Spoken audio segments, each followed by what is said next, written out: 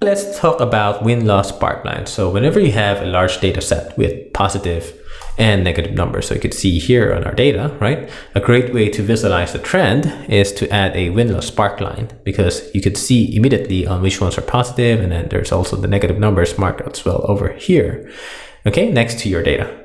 Okay, so this is the one way that you can easily spot trends and patterns, because it's a more visual pattern for you to analyze. Okay, so for us to be able to add this sparkline over here, so what I'll do is, let me just zoom out a bit. And let me just delete this sparklines over here so that we can start from scratch. Let's go to clear. Okay. Now let's go to insert.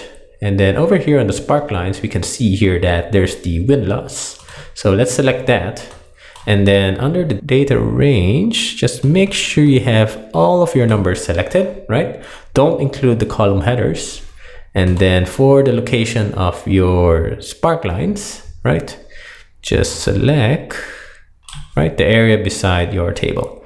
Cool, looking good at the moment. Click OK. And now you have your Windows Sparklines over here. So if we just go under Sparkline Tools, Design, right, you can change on the style and just change it to something different if you prefer a different set of colors.